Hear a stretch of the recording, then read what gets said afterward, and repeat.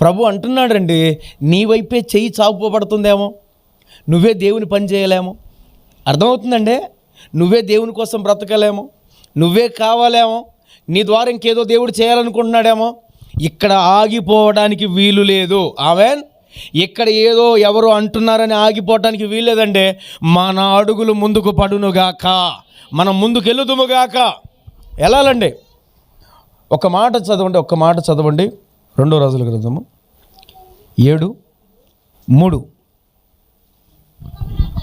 అప్పుడు పట్టణపు గుమ్మం యొద్ద 4 కుష్ఠరోగులు ఉండగా వారు ఒకరినొకరు చూచి, ఇదిగో మనము ఇక్కడున్నా చచ్చిపో వరకు, ఒకవేళ ఇక్కడే ఉన్నామనుకో చచ్చిపోతాం, అసలు ఇక్కడ కూర్చుంటాం ఎందుకు, మనకు అవసరమా? మనం లేచి పట్టణములకు పోదాము అనుకుంటారట. పట్టణమందు క్షేమం ఉంది. అక్కడ కరువు ఉండొచ్చు, అక్కడ తెగులు ఉండొచ్చు, అక్కడ నష్టం ఉండొచ్చు, అయినా పర్లేదు, మనం ముందు లెగుద్దాం పైకి. ఆమేన్. ముందు పైకి లెగుద్దాం.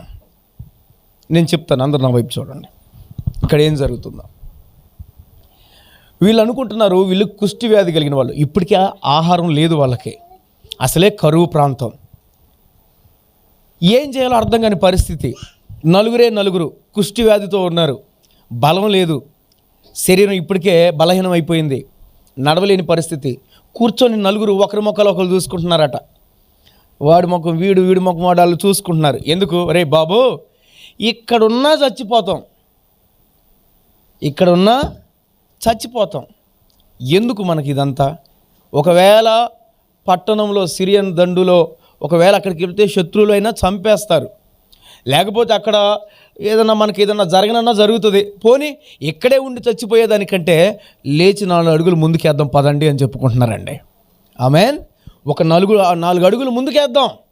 ఇక్కడే ఉంటే పడిపోతున్నాం, ఇక్కడే ఉంటే ఇబ్బంది పడుతున్నాం, ఎక్కడున్నా ఇంకా బలహీనమైపోతున్నాం. నేను అంటానండి, మనమున్న ప్లేస్లో కొన్ని మంచివి కాదండి. నువ్వున్న ప్లేస్ అది మంచిది కాదు. ఉన్న ఆ జీవితంలో మనం ఉండే ఆ ప్లేసులు కొన్ని మంచివి కావు. అంటే మా ఇల్లు మంచిది కాదంటారా? నేను అలా అనట్లేదు, నీ పరిస్థితి గురించి చెప్తున్నా. నేను నీ పరిస్థితిలో వాళ్ళు ఎవరైనా అది ఏదైనా సరే అది వద్దంటున్నా నేను. నా పాయింట్ మీకు అర్థమైంది అనుకుంటున్నాను. ఆమేన్. అర్థమైన వాళ్ళు అందరూ ఆమేన్ అనండి, కొద్దిగా గట్టిగానండి. ఆమేన్. చూడండి, అక్కడున్న ప్లేస్ దగ్గర వాళ్ళు అక్కడ ఉంటే చనిపోతారండి, ఇది మాత్రం కన్ఫర్మ్. నువ్వు ఉన్న ఆ పరిస్థితిని బట్టి నువ్వు చచ్చిపోతావు. కానీ నేనేమంటున్నానంటే, నువ్వు లే. ఆమేన్. నువ్వు లే. ఒక నూతనమైన కార్యాన్ని దేవుడు ప్రారంభించబోతున్నాడు. హల్లెలూయా. నువ్వు అనుకుంటున్నావు నువ్వు ఉన్న పరిస్థితి ఇప్పటి వరకు ఒకటి, ఇక నుంచి స్టార్ట్ అవ్వబోది కొత్త రకం. ఆమేన్. దేవుడు నాతో కూడా మాట్లాడుతున్నాడండి. ఆమేన్ అనండి. ఇప్పుడున్న విధానం వేరు, ఇప్పుడు నడుస్తున్న విధానం వేరు, ఇప్పుడు వరకు పడిన శ్రమ వేరు, ఇప్పుడు పడుతున్న శ్రమ వేరు. రేపటి నుండి స్థితి మారబోతా ఉంది. హల్లెలూయా. చూడండి, ఇక్కడున్నా చనిపోతాం, ఇక్కడుంటే బలహీనం అయిపోతాం, ఆగితే బలహీనం అవుతాం. ఏమవుతాం? ఆత్మీయ జీవితంలో ఆగిపోతే బలహీనం అయిపోతాం. ఒకరైనా చూసుకున్నా బలహీనం అయిపోతాం. వీళ్ళు ఒకరినొకరు చూసుకున్నారట, ఒకరినొకరు చూసుకొని వాళ్ళని చెప్పుకుంటున్నారట, హలో, మనం ఇక్కడ ఆగటం వల్ల, మనం ఇక్కడ ఉండటం వల్ల, మనం ఇక్కడ ఆగిపోవడం వల్ల మనం చనిపోతాం. ఒకవేళ ఈరోజు మీకు చెప్తున్నానండి, ఈరోజు మీరు ఆత్మీయ జీవితంలో నేనైనా మీరైనా మనం ఆగిపోతే ఆత్మీయ జీవితంలో చచ్చిపోతాం. నా పాయింట్ మీకు అర్థమైందండి? ఆగిపోతే ఆత్మీయ జీవితంలో చచ్చిపోతాం. దేన్ని చూడక, దేన్ని వెనకంజి వేసి పక్కన పెట్టేసి వెనకంజి వేయకుండా ముందుకు అడుగులేస్తే దేవుడు మనతో బయలుదేరతాడు. గట్టిగా చెప్పండి ఆమె. ఏంటండి కొద్దిగా గట్టిగా చెప్పండి ఆమెన్. చూడండి, ఇక వీళ్ళు అనుకున్నారు, ఇక మనం ఇక్కడ ఉన్న చనిపోతారా, బయలుదేరం పద అని వాళ్ళు ఇక బలం తెచ్చుకొని కొంతమందికి బలం ఎలా వస్తుందో చెప్పనా? ఏమండి చెప్పమంటారు వద్దంటారా? అప్పుడు దాకా బలహీనంగా ఉంటుంది, అప్పుడు దాకా జ్వరం అంటది, అప్పుడు దాకా అన్నీ అంటది, అప్పుడు దాకా నొప్పి అంటది, అప్పుడు దాకా అన్నీ అంటది. చిన్న గొడవ రాని చిన్న మాటనని ప్రపంచంలో లేని ఓపిక అంతా బూస్ట్ తాగినా రాదు, హార్లిక్స్ తాగినా రాదు. ఒక్క మాటనే అసలు నా తప్పే లేదండి. ఆ మధ్య ఒక ఆవిడ అంటుంది, అసలు ఆవగింజ అంత తప్పు లేదండి నాలో. మరి ఆనపకాయ పెద్ద కాయ అంత ఉందంట. అంటే మన తప్పు లేకపోయినా కానీ మనం అసలు ఇప్పుడు చూడండి, వాళ్ళు ఇక ఏదైనా కష్టమైన బయలుదేరారండి, ఇక లేచారు, పైకి లేచారు, బలం తెచ్చుకున్నారు. నేనంటున్నాను, పడిపోయిన పరిస్థితి నుంచి, ఆ ఇబ్బంది నుంచి, ఆ ఇరుకు నుండి, ఆ నష్టం నుండి, ఆ యొక్క ఫెయిల్ అయిపోయిన జీవితం నుండి నువ్వు తిరిగి లేవగలిగితే కార్యాలు ప్రారంభించబోతున్నాడు దేవుడు. ఆమేన్. చూడండి, నువ్వు లెగిస్తే దేవుడు ఏం చేయబోతున్నాడు? ఏమండి, నా మాట అర్థమవుతుందా? నువ్వు లెగిస్తే దేవుడు ఏం చేస్తాడో తెలుసా? నువ్వు అనుకుంటున్నావు నువ్వు అక్కడికి వెళ్ళినా చనిపోతావు, సిరియన్ దండులోకి వెళ్తే శత్రువులు చంపేస్తారేమో, ఆ దండులోకి వెళ్తే నన్ను పూర్తిగా మా నలుగురిని చంపేస్తారేమో వాళ్ళు అనుకుంటున్నారు. సరే, వాళ్ళు నలుగురు చేతులు పట్టుకున్నారండి, నలుగురు చేతులు పట్టుకుని నడుచుకుంటూ వెళ్తున్నారట, సిరియన్ దండు కాడికి వెళ్తున్నారట నడుచుకుంటూ. వాళ్ళు నలుగురు నడుచుకుంటూ వెళ్తూ ఉంటే ఏం జరిగిందో ఒకసారి చదవండి, 6వ వచనం. మరియు రథములతోనియు గుర్రములతోనియు 6 అండి.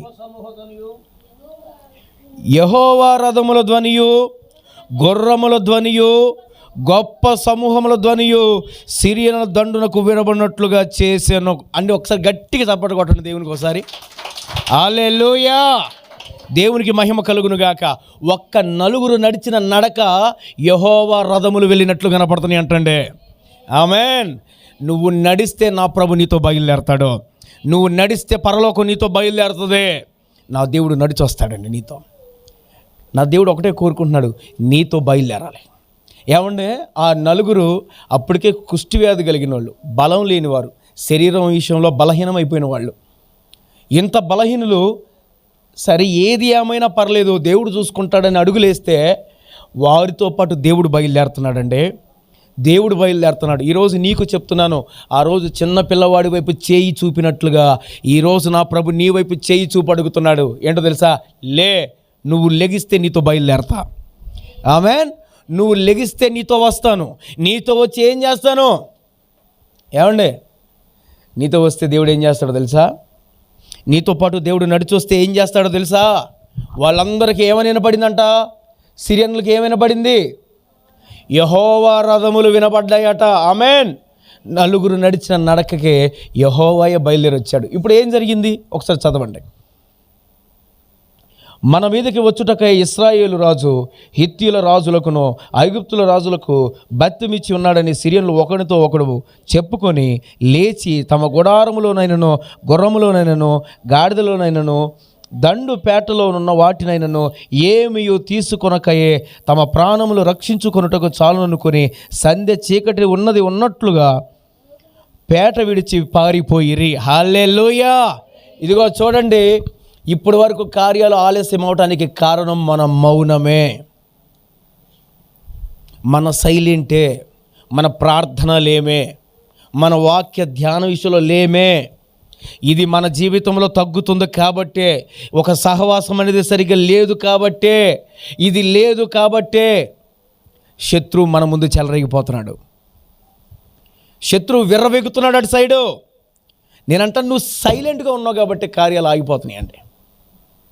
ఆమెను అనండి, ఆమెను అనాలండి. ఎందుకో తెలుసా? ఎప్పుడు అద్భుతం జరిగితేనే ఆమెను కాదు, కీడు అనుభవించడానికి కూడా ఆమెను అనే రేంజ్కు రావాలి.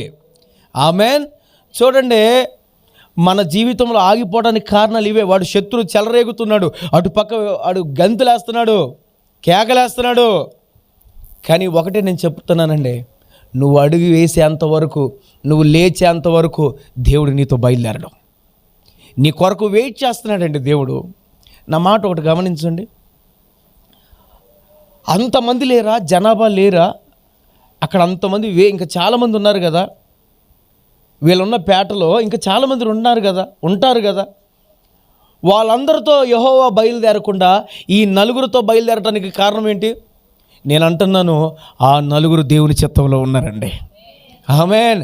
ఆ నలుగురు దేవుని ప్రణాళికలో ఉన్నారు. ఆ చిన్న పిల్లవాడు రొట్టెలు ఇవ్వటానికి దేవుని ప్రణాళికలో ఉన్నాడు. ఆమేన్.